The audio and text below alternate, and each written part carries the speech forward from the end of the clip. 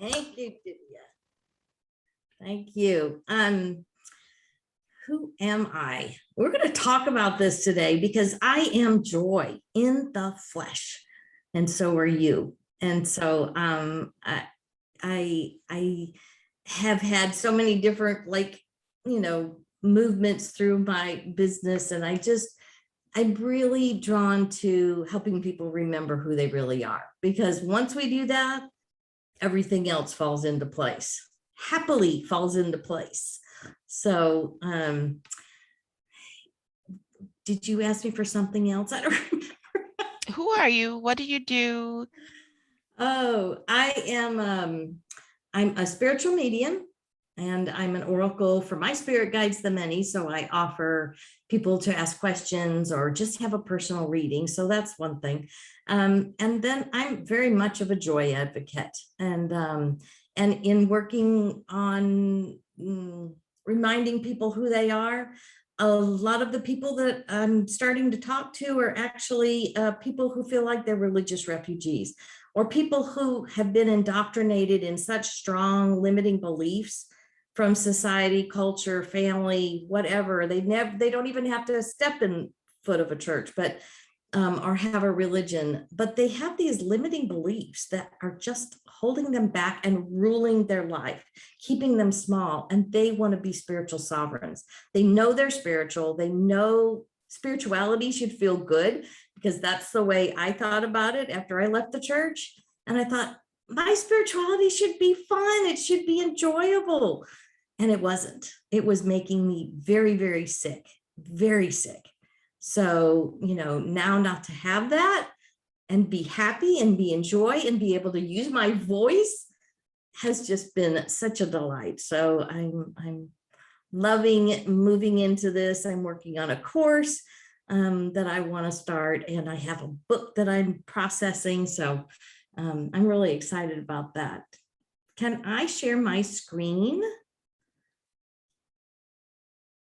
You're talking, but I don't hear you.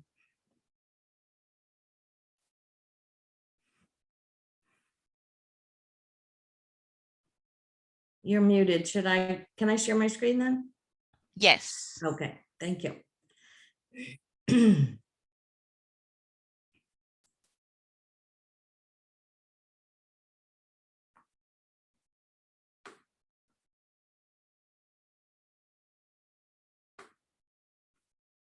All right. So we are joy. This is all about who we are.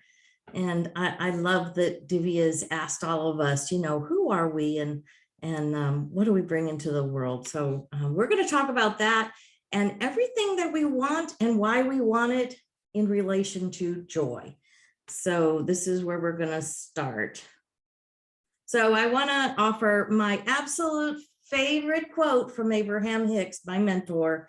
Of all the years, I guess I've been following them since 2007. And of all the thousands of hours I have listened and read their books, that this is my favorite quote. You are joy, looking for a way to express. It's not just that your purpose is joy. Is it that you are joy? You are love and joy and freedom and clarity expressing. Energy, frolicking and eager. That's who you are. And so if you're always reaching for alignment with that, you're on your path, and your path will take you into all kinds of places.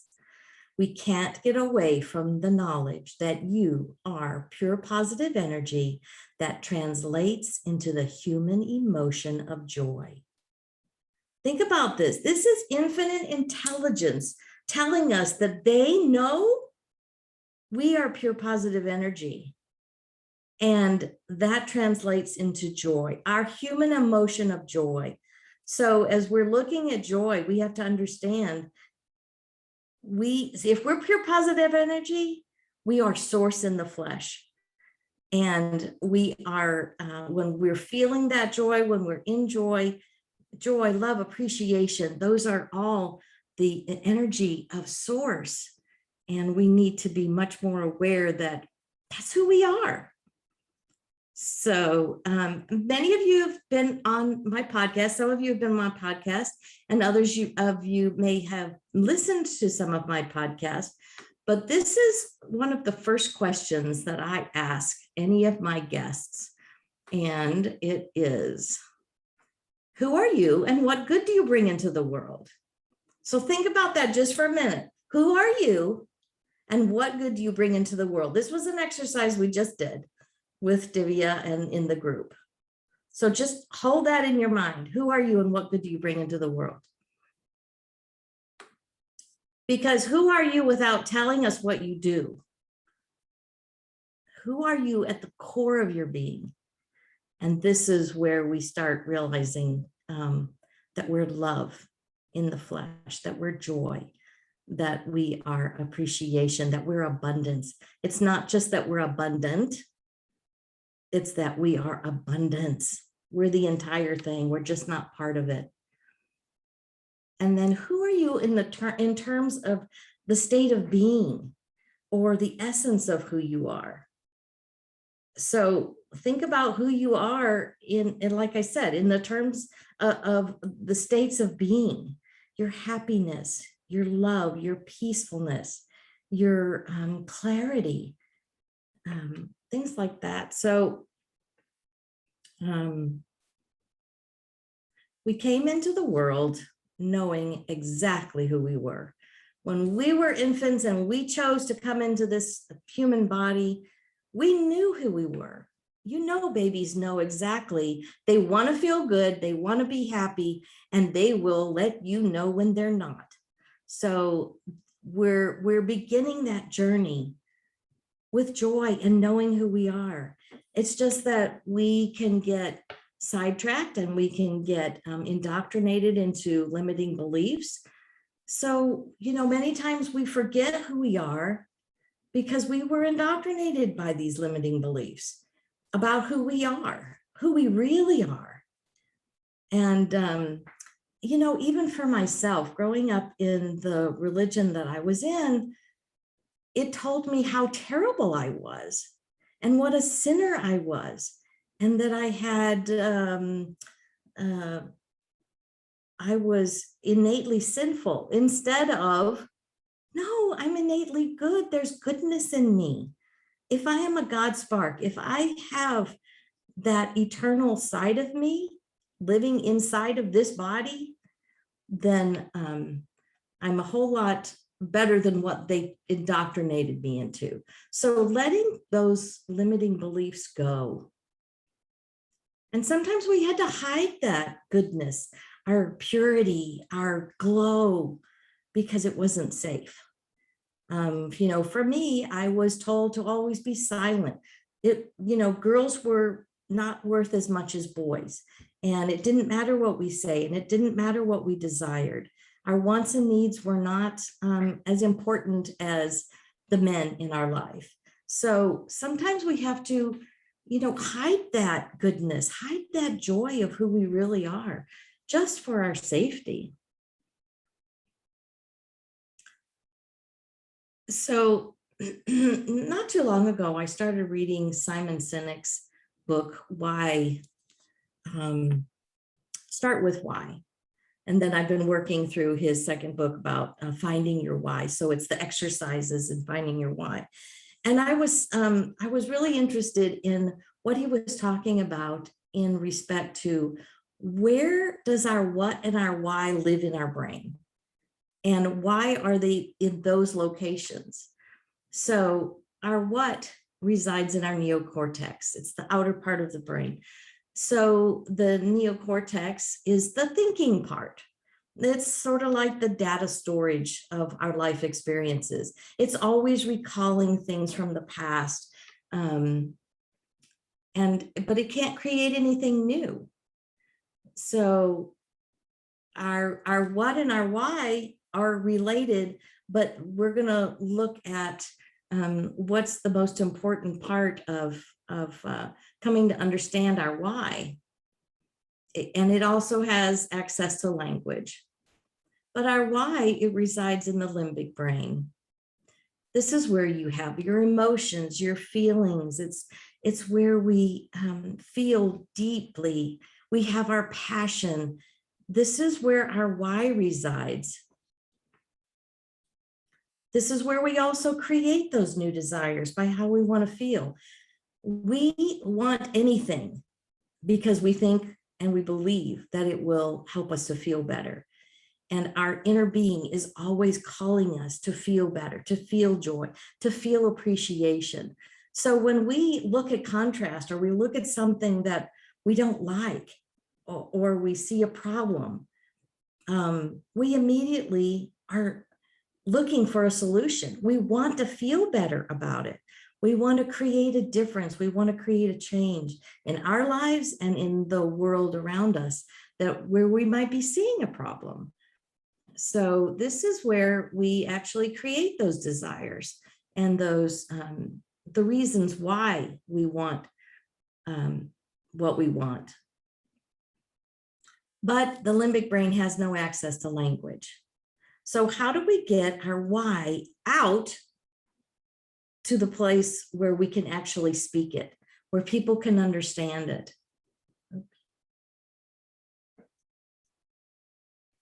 Sorry, I hit the wrong button. So how do we get to joy?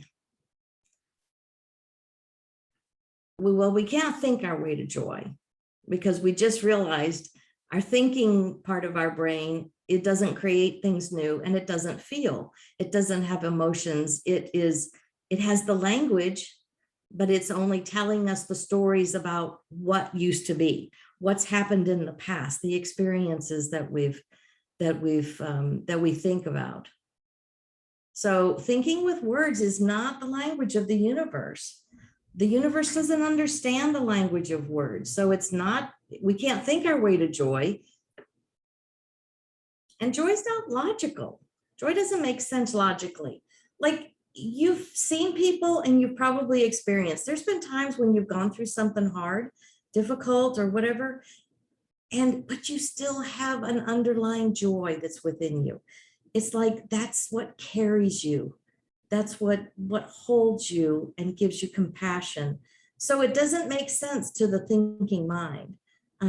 It's just not logical to be joyful and something bad is going on, but it is there because it's who we are on the inside, and it's always calling us forward. So we must feel our way to joy. It's so important for us to trust our emotions, because our emotions tell on our thoughts every single time. So we basically have two emotions, one that feels good and then one that feels bad. So every time we think a thought, and you can do this for yourself, every time you think a thought, you can notice whether it feels good or feels bad.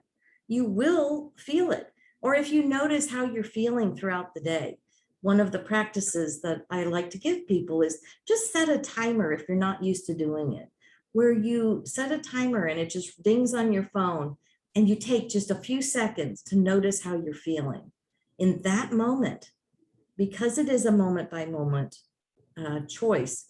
And so that you can recall, if I'm feeling good, and then you think about what you just were thinking, and those thoughts were feeling good. They were in alignment with who you really are. But if you're feeling bad, you know you have a choice then to do something about it. So notice that your emotions can be trusted because they're telling on your thoughts every single time and letting you know whether you feel good or you feel bad. So our emotions vibrate, and a high good feeling emotion is, of course, more in alignment with who we really are. That's why it feels so good. We're actually, mind and body is connected to spirit, and so we become whole. We become the wholeness of who we are.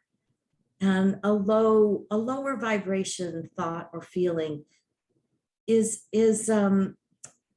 not, we're not in alignment.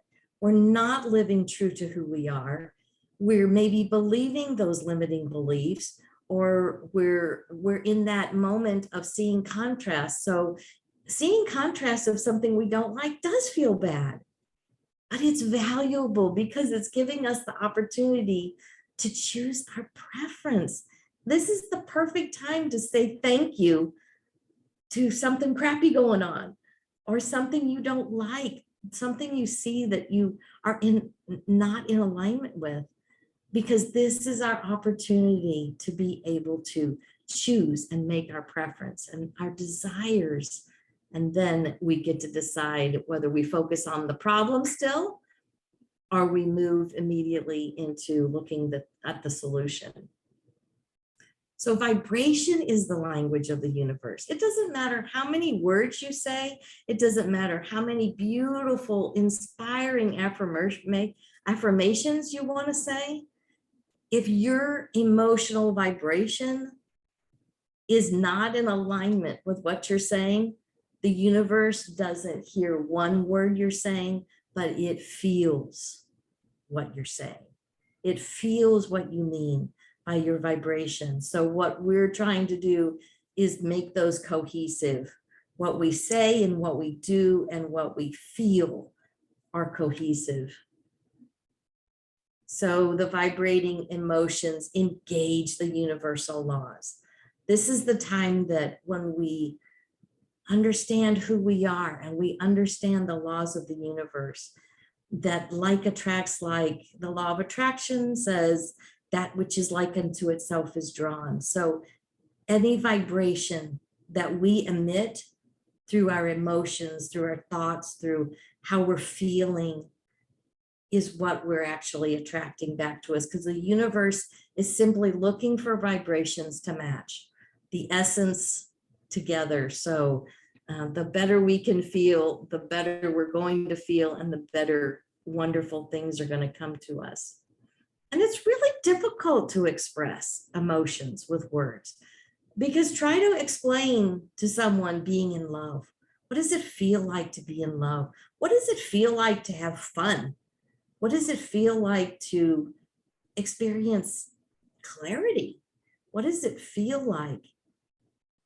And it's really difficult because, again, the limbic brain doesn't have access to language. So we have to blend our brain together even in thinking about, how do I express an emotion? What words do I choose that makes me feel this way?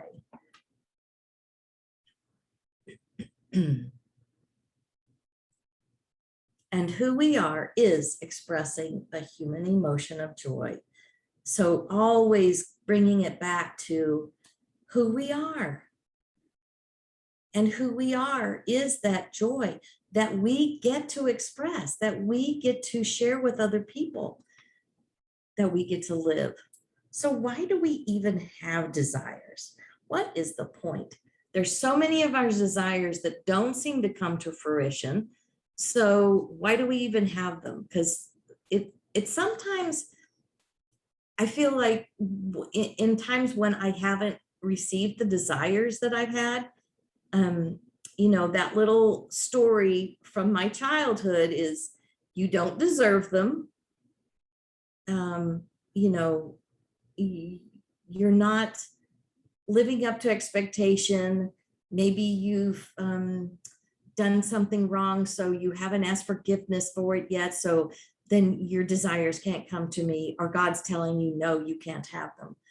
And those are all stories that we've been told, but we have desires because we want to feel good. Every desire, the reason we want them is because we believe we're going to feel better in the having of them.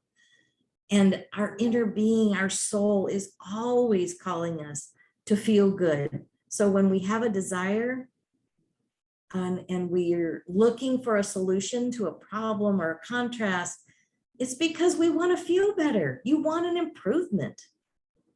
So we have also desires because we want more from life. We have desires because the universe's mantra is more life, more creation, more eternalness. And I'm sure you all probably know that because the universe is always calling for more, that creation that we're doing as we as we choose our desires, as we make preferences known, that keeps eternalness going in eternity. It will never stop. Contrast will never stop. There will always be another choice to make because eternity requires creation. And those desires are us expanding and creating and evolving the all that is, the eternalness of the all that is. Our journey begins and ends with joy. I love that the English language is spelled J-O-U-R-N-E-Y. So our journey begins with joy. When we come into this life, we come in with full of joy, knowing exactly who we are. And as we transition out of this life, we're going into pure bliss, back into joy. And so we desire more joy because it's our purpose. But as Abraham said in the beginning, it's also who we are. Yes, it's our purpose. Yes, it's why we're here, to experience as much joy as possible. But it's also because it's who we are. That's it's calling forward from us. And so we desire those in-between years from the beginning and the end to be outrageously joyful. This is, I think once I found that quote from Abraham, it was like light bulbs just flashing everywhere, that I was joy, that I wasn't that nasty, dirty, lowly person that I was taught to be. So sorry, but our life should be outrageously joyful. So I came up with a joy acronym, and we're going to play with this just a little bit. The J is a jovial joyride. Yes, this life is supposed to be playful and full of good humor and laughter as we ride for pleasure. A joyride is simply for pleasure. It has nothing to do. There's no requirement. There's nobody telling us, well, you need to do your joyride this way. No, it's just for our pure pleasure. There is no requirements. There's no limitations. We just have a jovial joyride. The O is optimistically observant. We hope for a positive future. We live for a positive future. We actively and intentionally look for things that we love and appreciate. This is active work. This is active enjoyment because we're actually training we're training our brain as we look for things to appreciate and love. Our brain starts rewiring, and physiologically we change the structure of our brain to look for more things that we love and appreciate. So it's just, I love this. I love that this is active and it's intentional. So it's not just laying back and I just love that it's active, that we can be optimistically observant. And the Y is yearn for yes. Yearning is an intense longing for positive affirmation, for our desire. Yes is the most positive word in our English language. So as we are yearning for it, we're longing for it, because guess who's inside calling us to it? Our soul, our spirit, our inner source, our inner being is calling us, because our inner being says yes every time we have a desire. Source says yes and affirms that yes, we can have that. Yes, I will take it on. I will focus on it, and all my attention will be on this new desire and become it. So we yearn for that yes. So we have a jovial joyride. We're optimistically observant and we yearn for yes. So we are embodying. Our body is encased around our joy soul. But do we really live like it's true? So think about what you want and why you want it and focus on your why. So think about right now what you want, something that you want. It could be more money. It could be more clients. It could be a better relationship, better health.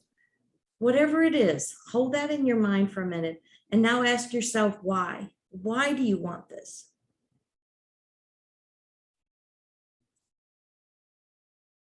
Because the basis of our life, I love how Abraham teaches that we have a triad of intention.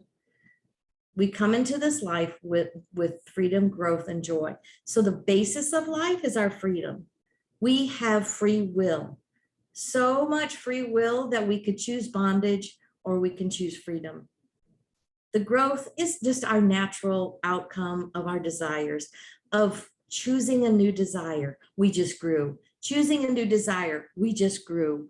So that's our natural outcome. And joy is our purpose. Just like it said in the beginning, joy is our purpose, but it's also who we are. So now focus on your why from the purpose of joy. Maybe you want something, new clients. Well, you want to help them because your why would be to uplift, to teach, to heal, to bring joy into their lives, to bring continuity or healing into their life. So the purpose of our why is always coming back to joy and experiencing more joy. So only describe your why with words that express good feeling emotions or states of being. So instead of just being, oh, well, I want more clients because I want to make a greater impact. I want to make a greater income. I want to be an uplifter, teacher, and healer, but think about it in an expression of emotions. How does your why feel? Or what state of being do you want to be in as you express your why?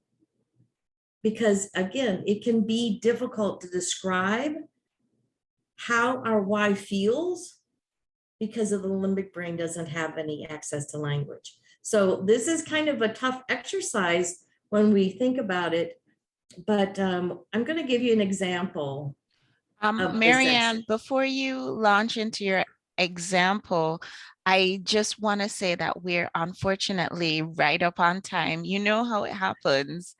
When we're having fun, the time goes by very quickly, but I want to respect everybody's time. And so may I invite you to do something, Maryann, because I know this presentation is really valuable. Would it be possible for you to create an opt-in where you could just post it in the Ladies Power Lunch group, and then anybody who wants a copy of the presentation today, they could just opt in and get that from you. Would that feel okay for you? Yeah, that'd be good. Awesome. So I'm going to look out for that opt-in. Guys, it's 1:59. Can you believe that we've been together for 90 whole minutes? We've been here for a really long time. And I want to say kudos to you guys for sticking it out and being here with us. I want to say super thank you to Maryann for sharing with us this huge, important lesson about really paying attention toward joy and really how much it has to do with how we feel, but definitely also what we're doing in our business. I want to say thanks to everybody for showing up today. And I always really try to end on time. So if anybody has to leave, then that's fine. But so the meeting is officially over and I'm going to stop the recording.